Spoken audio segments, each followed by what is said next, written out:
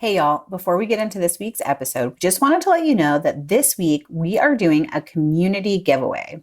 All you have to do to join is go to the free area of our community. You just sign up with an email. You can find all the information to do that at didn'tijustfeedyou.com/community.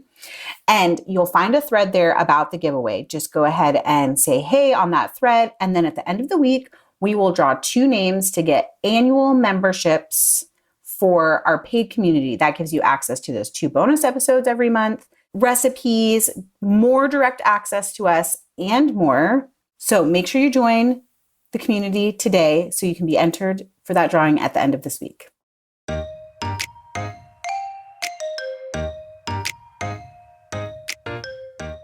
Be age appropriate, and remember that you can start doing this at any age, but whenever it is you start, they are a beginner. So if you're starting with a 12-year-old, like if I just start having Oliver pack his lunches now, he doesn't know what to do. Welcome to Didn't I Just Feed You? A podcast about feeding kids. Hey, I'm Stacy. And I'm Megan, who's basically been begging for this episode since my kids have gone back to school. My oldest started complaining about her packed lunch nonstop, so it feels like the perfect time to get her packing her own lunch. I shared a little bit about my struggles on our Instagram, and y'all had a lot of great responses to my cry for help. And I'm really looking at Stacy for a lot of guidance here because her kids are older. But before we dive into this very exciting subject, we'd love to invite you to join our Didn't I Just Feed You listeners community. Anyone can join for free with just an email, and then you get direct access to both of us, as well as weekly meal plan ideas and great advice from our hive mind of home cooks. And hey, if you really love Didn't I Just Feed You, like really make a difference in your life, and you're able to, we would love to invite you to check out our community membership options. This summer, we offered more choices, created more affordable prices, and we would love to have you there. You know, Megan, I'm going to go off the rails here a little bit. Oh, I'm God, gonna go okay. off our little script. Like, I just want to say, because I'm not trying to pressure people into joining the community, but it also makes us happy to see this. Like, our most recent reviews, I'm just going to read the headlines of 3 of our most recent reviews. The headline of the first one, "This helps my life." The other one is "Encouraging and accessible." "This helps my life" is from Kristen Carroll. "Encouraging and accessible" is from Invented Charm. Eliza's mom said so many great ideas. And one of the things that I love most about our reviews is that it's not just like the headline, like, "This is awesome, you should give it a try." People write like a full-on paragraph about how much we help them. And it's really moving and powerful for us. It kind of fuels our fire. It keeps us going. And if we make that much of a difference in your life and you are able to spare even just $1 a month, we have an option for you that helps you support the podcast. So just wanted to make sure that you understand how meaningful it is to us. Again, you can check out all your options at didn'tijustfeedyou.com/community. And you know what? If you love us that much, but it's not the right time to support us, that's also okay too. Leaving a rating and review is also really meaningful. And you know what? Just listening every week is great too, especially if you're a subscriber. So there are many ways to support the podcast. We hope you'll choose one, and we hope that we keep making a difference in your life. I will just add, sending episodes to friends who you feel like can use them is a free way to help us help other busy home cooks, which is our primary goal, but also growing our audience is great because it allows us to do so many other fun things like our What We're Cooking and Eating Now episodes, et cetera, et cetera. I think this one is also really great. Like, I love the idea that it's like, send this episode to your friend because you are my friend. And you send out the SOS. Yes, I'm like, please help, because I'm fine. I don't mind complaining about lunch is like one thing. It's going to happen from time to time, but it's become routine. Like the lunch is never what she wants it to be. But also on Sundays when I'm like, hey, I'm meal planning and grocery shopping, what are some things you'd like to eat for lunch this week? She's like, I don't know.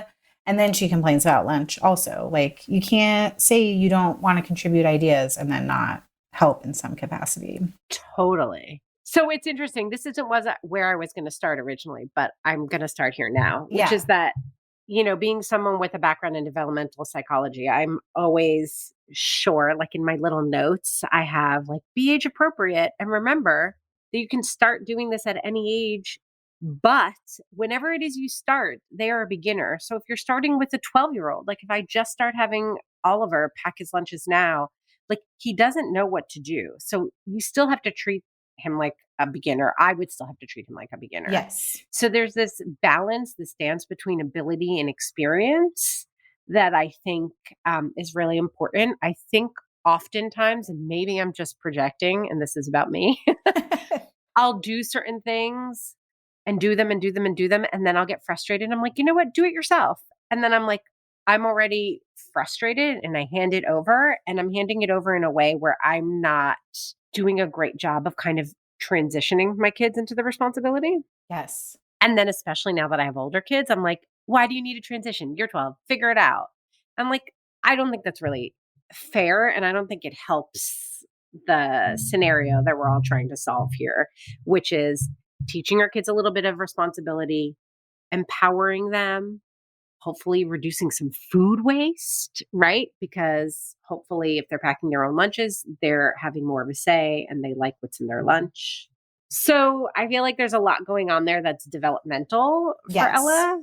And then there are other times where they are perfectly capable and it's just where they are. And removing yourself is the best thing you can do to stop the fighting or to stop the drama or to stop the complaining. You know what I mean? Like trying to help them more than they really need help becomes like a way for them to keep engaging you in the drama Yes. that they are invested in. So there's a lot of, well, we always say, didn't I just feed you?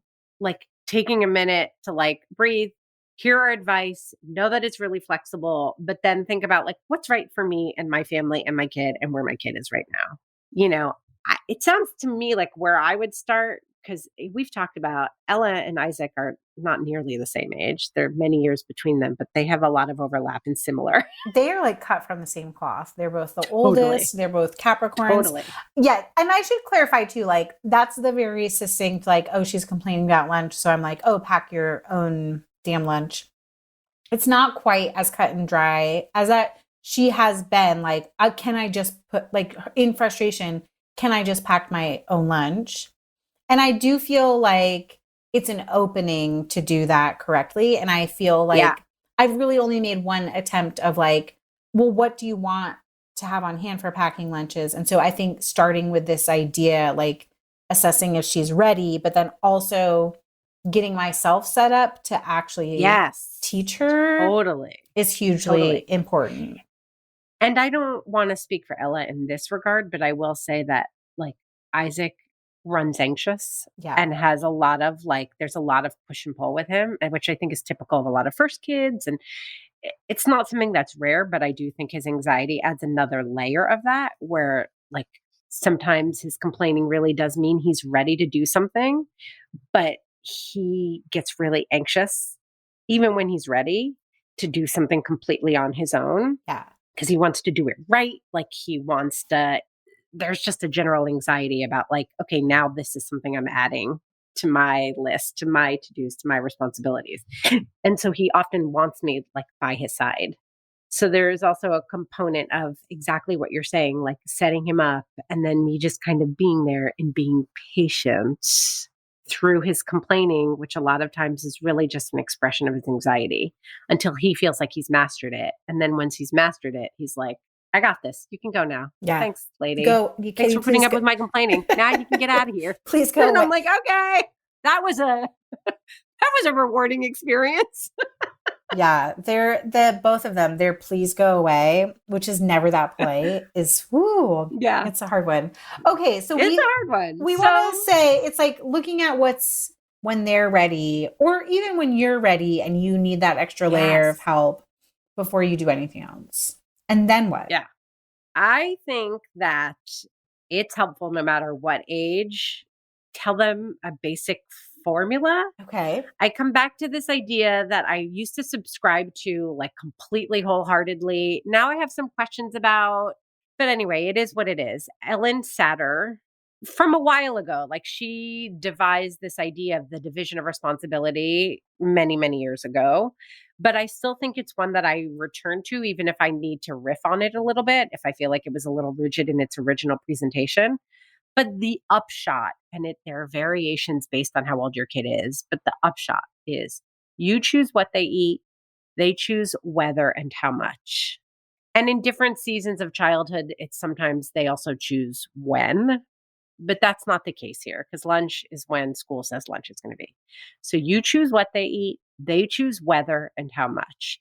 And I think that works great for packing school lunch because you can basically say, here's your basic formula.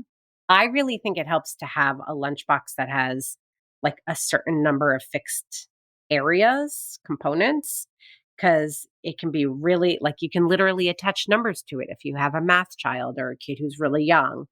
Like in container 1 is your main, and container 2 is your fruit, and container 3 is your vegetable, and container 4 is your snack. It depends again how old they are. Do you want to always call it a sandwich? Do you want to call it a protein and a starchy food? You can decide, but basically, like, here's what you need to include in your lunch: a fruit, a veg, maybe it'll be a dairy, maybe you want to include a sweet. Again, you can decide how you break down the quote unquote main, whether you want to call it a sandwich or a protein, a starch, but you get to define that. And then I would say making a list for them that if they're older, they can help upkeep too, where you take each of those categories in the formula you've defined, and then you start listing lots of ideas that are kid approved. So let's say protein is one of your sections, one of a piece of your formula. You would say like, all right, let's sit down and make a list of the proteins you like. You like hard-boiled eggs. You like deli meat. You like when I make chicken when there's leftover. That's good for me to know because every time I cook chicken, I'll make sure to cook extra for you. Maybe frozen chicken nuggets, cheese, unless you have like a dairy section, but cheese is a good one. No kid likes cottage cheese. I always like to throw it in there because I love cottage cheese. And then like even the fruits, like what are the kid approved fruits? Great lunchbox fruits: apples, grapes, clementines, berry, fruit cup in syrup or in water, whatever you buy. Veg, great lunchbox veg: baby carrots, cherry tomatoes, steamed green beans, cucumber, bell pepper. Maybe they love, again, like the chicken thing, like they like broccoli done a particular way. So every time you make it that way, you'll make sure that they have leftover. But I think this gets to the division of responsibility where you're basically saying, this is what makes a lunch in our family. And then in each of those sections, you just list what they like. That becomes a grocery list for you. That becomes a reminder for them when it's time to pack their lunch. Like, oh, wait, what do I have to do here? Like, what are my options? What counts as a protein? So I don't know if you want to put that on a whiteboard. I've seen tons of templates online that you can just print and use. But I would have a space, and we're going to get to more of that in terms of like the lunch packing equipment too and gear. But I would have a space where it's easy for the kid to access, and reference like the quote unquote rules of how to put their lunch together. And I would say getting them involved too in those choices. Don't put hard-boiled eggs on the protein list if your kid hates hard-boiled eggs. Right. They should help with the list. Yeah, for sure, right? I was going to say that you can hang it up like inside your pantry or cupboard where all the lunch stuff is, like even just on a sheet of paper, and then it's easy to replace or redo seasonally or like every school year as appropriate. There's also something bubbling up for me too, where it's like, there's the division of responsibility, like very tactically of like food, but what about the components of actually making the food that goes into lunch? Like you mentioned this thing of like, oh, you like leftovers or even hard-boiled eggs. Like Ella's not at a point where hard-boiling eggs is in her cooking repertoire. So can you talk a little bit about that? Like what stuff, and I know this is like age by age, but like what is your expectation for what kids do for their lunches? Like, are they cutting up veggies? Or are you prepping veggies and they're like in the fridge for them to pack? So again, I think like you want to inch towards them being able to do everything themselves. But I think that realistically, that comes at like, I don't know. I mean, it really varies. Right. But I'm just going to throw out 12, 13, 14 years old. They're definitely capable, especially if you've kind of ramped up. And maybe you're starting with your 14-year-old now. The ramp up won't be years, it won't be from when they're 8 to 14, but it'll be like the first 4 months of school. Like they'll learn fast, but like you have to help them ramp up. I think of kids packing your own lunch as that actual act of sitting down and not sitting down, standing up actually. But like standing up the night before, after you've cooked dinner, after, you've had to help clean up and you're at the end of a long day, or waking up in the morning and being like groggy and tired and needing to make sure that they have their backpacks and everything else. That's the part that I think of when I say like, I would like to see kids packing their own lunches. Yeah. Like taking that part.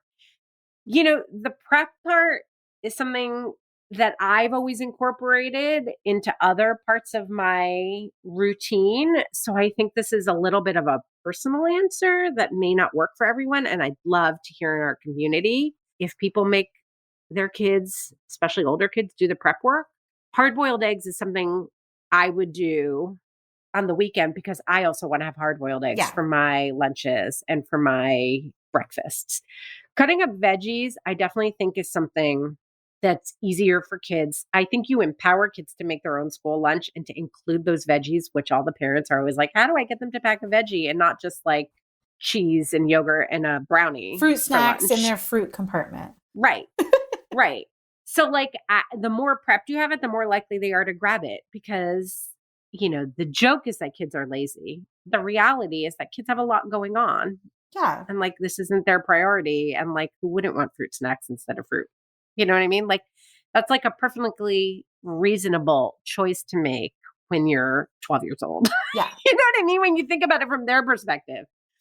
So like a kid Oliver's age, I would make him come into the kitchen with me on Sunday and be like, let's take 10 minutes and just cut this stuff up. You cut up that bell pepper. I'll cut up the cucumber. Here are the baby carrots and do the prep. Like I would do the stove stuff, but then he's set up to be able to assemble those lunches on his own.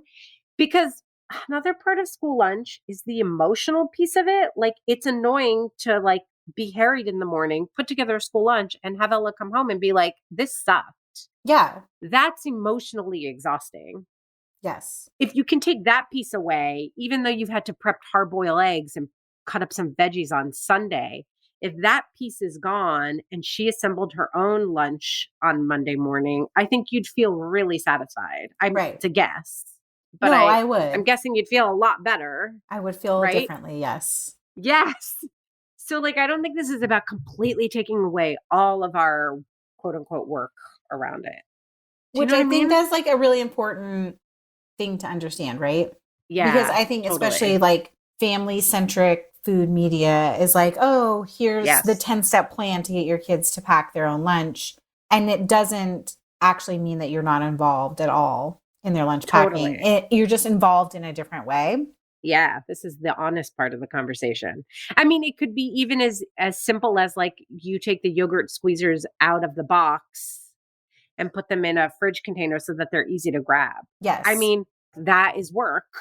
And I think that that's work that's worth it. Like the easier you make it for them to be able to grab choices that you feel good about means that they're happy. They've packed their own lunch. They've made their own food decisions, which is a huge piece of this. And you're not stressing and wanting to jump in because there's always this balance between if this is hard or I'm carrying anxiety about what they pack every day, you're going to end up just jumping back in, right? It has to work for both parties. So you have to think about what is it that the kids need and also what is it that you need. So if you're a parent who's cool with them eating fruit snacks, Doritos, and a bread and butter sandwich, then like you can probably release the reins more than someone for whom that might create a whole lot of anxiety. Yes. Before we get into the rest of this week's episode, let's take a quick break to hear from this week's sponsors. Stacy, this year, fall and winter mean back to the classroom, sports, after-school activities, and even fall and winter holidays. Masks optional. So more than ever, I'm looking to do all that I can to keep my kids' immunity boosted. I am right there with you. These days, staying well is not just about keeping our kids and their communities safe. It's also about keeping things running smoothly, to be honest. Having the sniffles can cause confusion and stress, disruption, so vitamins are an especially important part of our routine. That's why I couldn't be more thrilled that Hiya Health is back as a Didn't I Just Feed You sponsor. We were introduced to Hiya's chewable children's vitamins last year, and they quickly became our favorite. And it's no wonder that they did. Hiya vitamins are made with a blend of 12 farm-fresh fruits and vegetables, then supercharged with 15 essential vitamins and minerals known to help support a healthy immune system, energy levels, brain function, mood, teeth, bones, and more. And the best part is that they are made with zero sugar.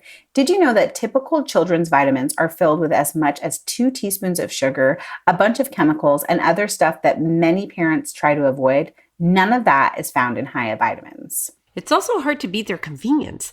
Hiya vitamins come straight to your door with a pediatrician recommended schedule. The first month comes with a reusable glass bottle that your kids can personalize with stickers. Then every month thereafter, Hiya sends a no plastic refill pouch of fresh vitamins. Good for the planet, no sugar, non-GMO, vegan, dairy-free, allergy-free, gelatin-free, nut-free, and my kids like them. What's not to love? We've worked out an exclusive offer with Hiya for their best-selling children's vitamins. Receive 50% off your first order at hiyahealth.com/DIJFY. This deal is not available on their regular website. Go to hiyahealth.com/DIJFY and get your kids the full body nourishment they need. Y'all, by now you know that we're huge fans of KiwiCo. And actually, it's not just us. Our kids are big fans too. And Yummy Crate, the latest KiwiCo subscription line, has only made them even more excited to tear into their monthly KiwiCo delivery. Even better than the kids being excited, Yummy Crate has gotten my daughter so excited about cooking that she's looking forward to helping prep school lunches and even help make dinner on some nights. That's amazing. And you know what, Megan? We have proof of that too. This summer on Instagram, we shared the burgers that she made with one of her recent Yummy Crates. And I say that counts as full-on dinner help. Plus, they looked delicious. They were, and the whole process was simple too. Each month, Yummy Crate delivers high-quality kitchen tools, 3 recipes, and 2 projects that teach kitchen skills and get kids cooking. Before each crate arrives, you also get a shopping list that includes alternative ingredients to accommodate different diets from vegetarian to vegan. Done and done. KiwiCo is designed to foster a love of science and cooking in kids ages 6 to 14 with recipes and activities that explore hands-on experimentation. And there it is, all really happening in your very own kitchen. And it can happen in yours too. Feed your kids curiosity this fall with hands-on kitchen experiments with Yummy Crate from KiwiCo. It's easy with no commitment. You can pause or cancel anytime. And Didn't I Just Feed You listeners get 50% off their first month plus free shipping with the code DIJFY at kiwico.com. That's 50% off your first month at kiwico.com. Promo code DIJFY, short for Didn't I Just Feed You?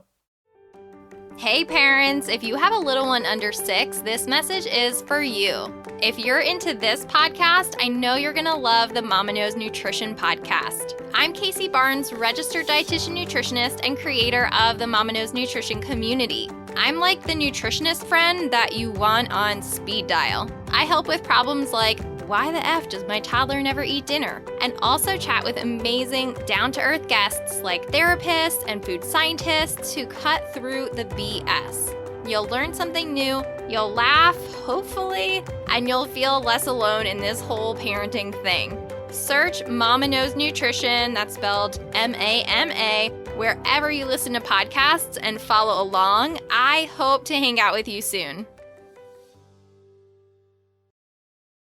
I wanted to share that a few people on our Instagram who responded to my cries for help did say, and I feel like this is one of those things you see on Pinterest, and so you assume no one actually does it, that they do like what you're talking about with the yogurt, buckets or bins where it's here's a protein, here's some protein stuff you can select. Here's some fruit and veggie stuff you can select. Here's the fun treaty stuff that you can select. And I like that that's like a balance between this autonomy of like they can choose whatever they want, but it's like giving them some rails to work in and gives them some options, right? Because it's one thing to be like, okay, I'm going to prep this thing for your lunches this week, but they might get to Tuesday or Wednesday and they're like, oh, I'm not really into the chicken salad that we planned for this week. And I'd just rather have like snack platter and have cheese and like turkey sticks instead. So I do like that there is a lot of, even within this advice you're giving, there's like a lot of room to customize things. Yeah. But I do think having some choices, I really think setting up your fridge and pantry is an important piece of this. It takes a little work up front and then maintenance work that you'll have to do. But whether it's like I used to have something called the lunch drawer where I used one of my crispers to just, because I never got around to getting all those pretty like home edit style containers for my fridge. But it was like the cheese sticks, the lunchbox veggies, the deli meat, the hummus. Like it seemed like a mismatch considering everything else in my fridge had its own, like the dairy section and the vegetables. But it was the drawer that Oliver could open and be like, this is where I find all the lunch stuff. But like bins, labels, finding a way to organize your fridge so that the options are very clear and how they relate, each of the options relates back to the formula and the expectation you set that there has to be a protein, there has to be a veg, whatever, goes a really long way to helping make sure that they can pack a lunch and feel good about it. Because it's kind of what we say about cooking dinner. Same with cooking lunch. When you don't even have a thought and your fridge isn't organized and it's 6:30 and you open the fridge and you're like, I got to make dinner. That's a very overwhelming feeling. Yes. That's how most kids are going to feel. Even if you've had a discussion on Sunday and you have it written down on a piece of paper, like these are your ideas for lunch this week. But when they open the fridge and you have to find where the turkey is and you have to find where the cheese sticks are, and like, that's very overwhelming. Right. It's like their version of that dinner time anxiety of like, where is everything? What goes together? How do I do this? Because you're in a rush, especially if they're doing it in the morning, or they're tired, or they start to question, well, I know I said chicken salad, but now I see this other turkey and maybe that's what I want. Like it's easy to get derailed. So like, I mean, we keep coming back to the same idea of boundaries that are a little bit prescriptive, but there being some flexibility and making things as easy and grab and go as possible. This is sort of like the same thread, but you mentioned this idea too of like, besides pantry and fridge, like setting up an area where it's like all the tools for lunch packing are in place. So totally. Like what is in that zone?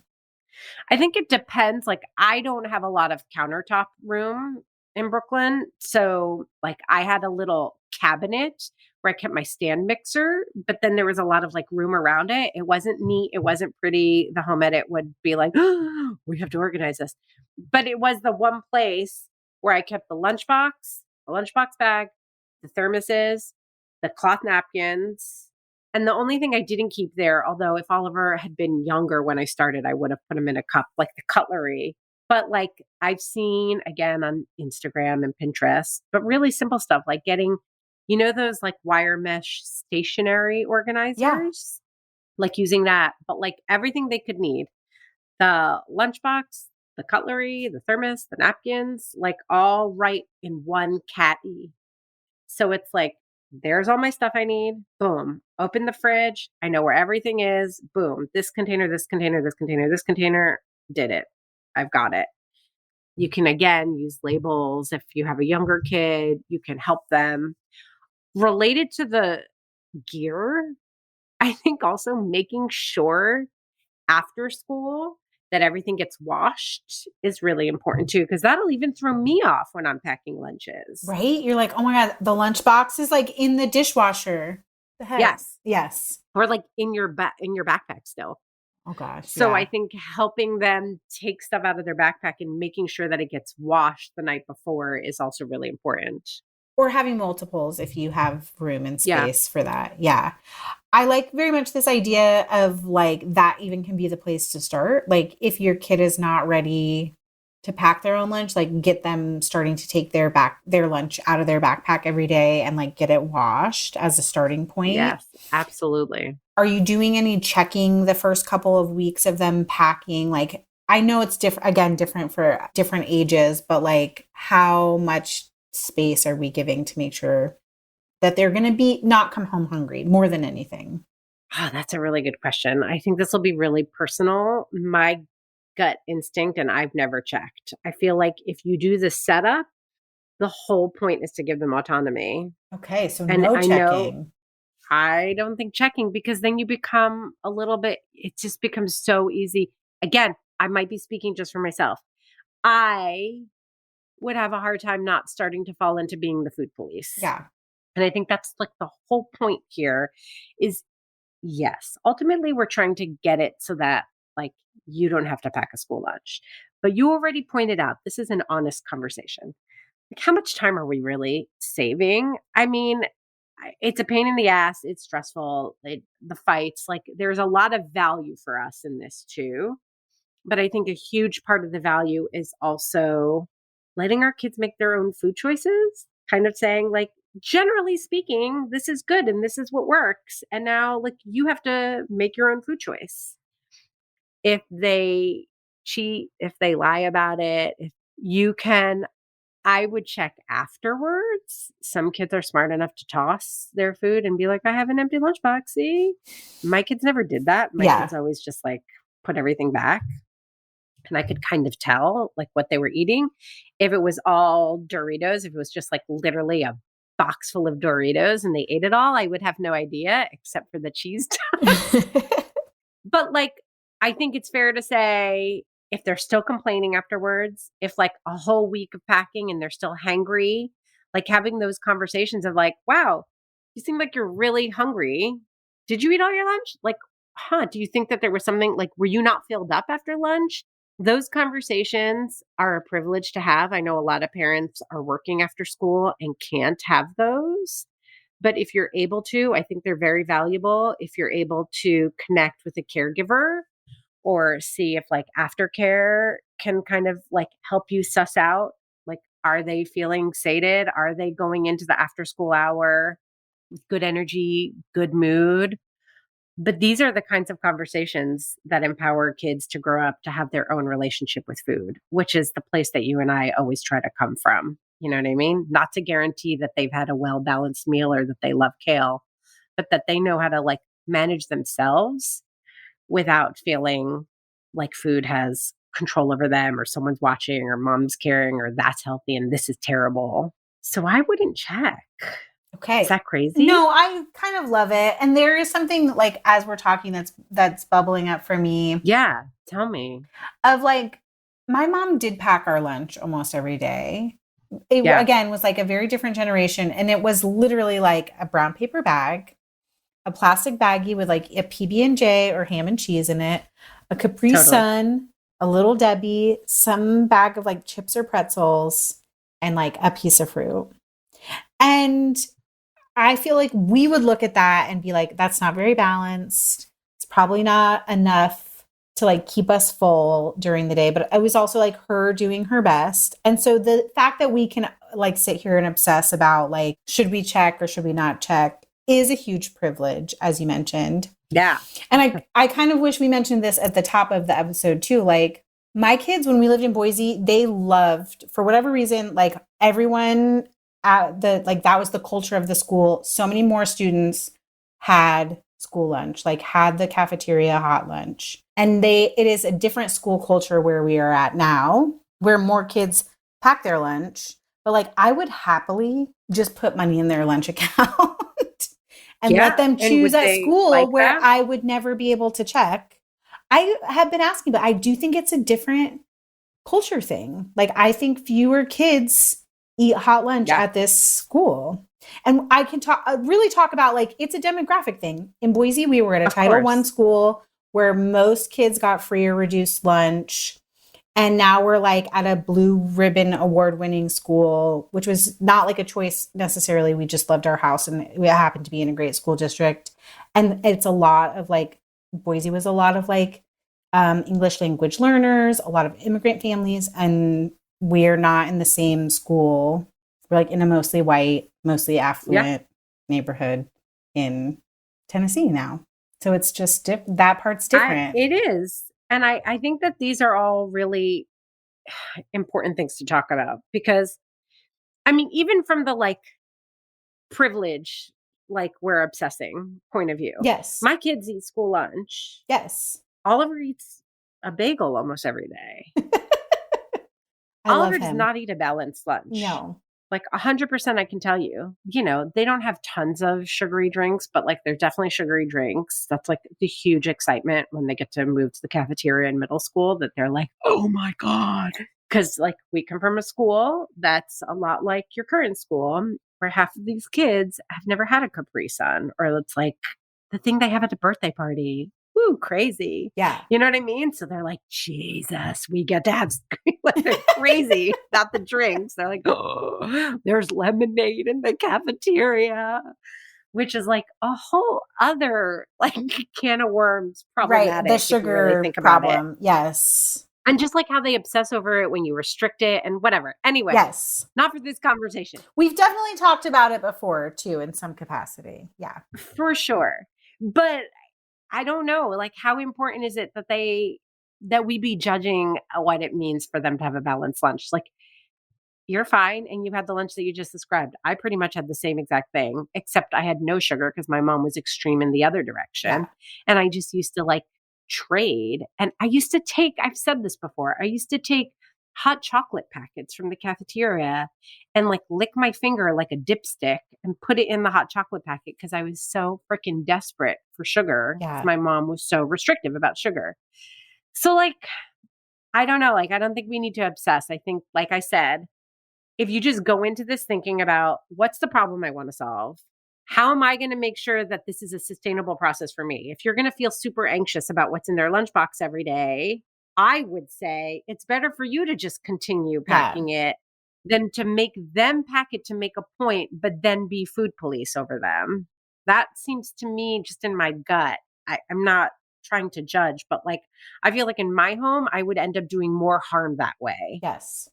So like, what's the problem we're trying to solve? What's going to work for me? What's going to work for them? And then give them some autonomy. Like you still have breakfast that you're feeding them. You still have dinner that you're feeding them.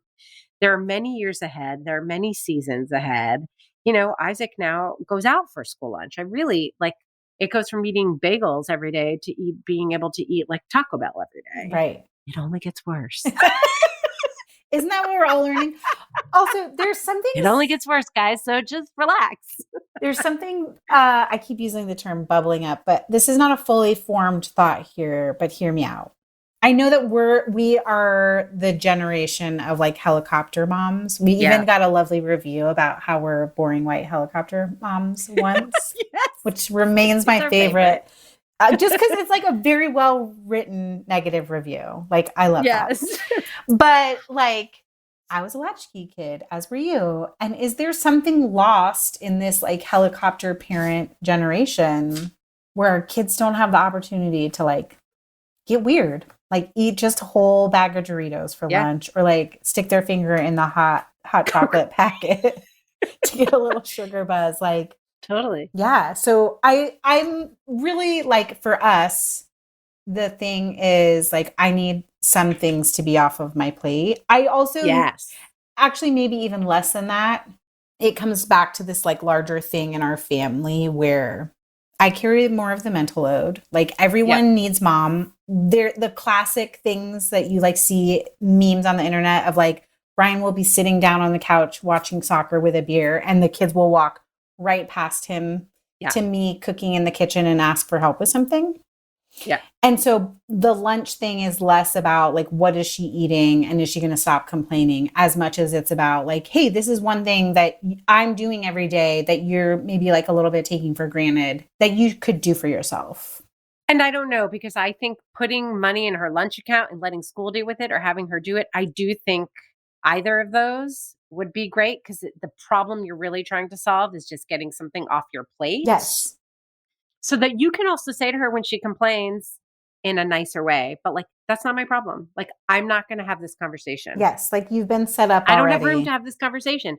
I don't need to indulge it. Like, this is not like you picked your own lunch, or you can work it out in the cafeteria, or like, these are the parameters. Like, this is what you have to work. These are your boundaries and you have to work within them. Sorry, you can figure it out. Those are very important lessons I think, for kids to learn. And I think that actually, like, again, I'm probably speaking more about Isaac than I am about Ella, but kind of conflating the two in their personalities. I think you get a lot of pushback for making them take care of themselves, but actually, and they are hard to transition into stuff like that because they can be a little bit, they have very high, I'm trying not to use like negative words like entitled or spoiled, but like they have very high expectations of what we're supposed to be providing for them. They love luxury. And someone bringing them fed that. Yes.